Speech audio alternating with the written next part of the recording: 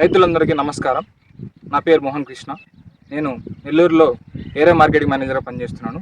ఈరోజు మనం మెగాపవర్ ఉన్నటువంటి రైతు పొలంలో ఉన్నాము. సో దాని యొక్క వాడినటువంటి రైతు యొక్క అనుభవాలు మరి యొక్క దాని పనితీరు గురించి రైతు మాటల్లో మనం తెలుసుకుందాం. చెప్పండి అన్న, మీ పేరు? మీది ఏ ఊరండి? ఏ మండలం అండి? తిరుపతి జిల్లా.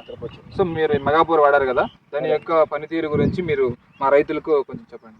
నాకు గ్రోమర్ నుంచి వచ్చారు. ఫస్ట్ వచ్చినప్పుడు మేమైతే వాడనని చెప్పాను, నాకు అంత అవసరం లేదని చెప్పాను. తర్వాత మళ్ళీ వచ్చి ఖచ్చితంగా వాడాలని చెప్పి ఇబ్బంది పెట్టారు. ఇబ్బంది పెట్టిన వల్ల నాకు మంచి రిజల్ట్ అయితే ఉంది. మెగాపవర్ వాడిన వల్ల పైరు వేసిన రోజు నుంచి ఈ రోజు దాకా పచ్చదనము, పిల్లకలు వదలటము, గ్రోత్ నెంబర్ 1గా పనిచేస్తుంది. దీన్ని వాడినందుకు నేను ఎంతో సంతోషపడతాను. దీనికి అంతటా కారణం మన గ్రోమర్ నుంచి వచ్చిన అక్కడ పనిచేసే ఉన్నారు కదా సిబ్బంది వాళ్ళ వల్ల నాకు మంచి జరిగింది. దీనికి అంతటికీ కారణము ఆ మెంబర్స్ 3 మెంబర్స్ ఉన్నారు దాంట్లో పనిచేసేవాళ్ళు. బయట నుంచి వచ్చి ఆఫీసర్స్ గారా మంచి సపోర్ట్ చేసి దాన్ని వాడినందుకు నాకు మంచి రిజల్ట్.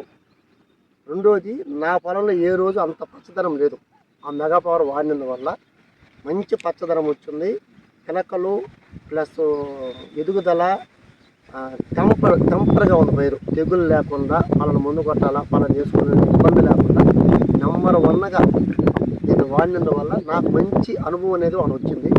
దీన్ని వాడినందుకు ప్రతి ఒక్క రైతు దీనివల్ల మంచి లాభంగా పొందుతారు, కానీ నష్టం అయితే పోదు.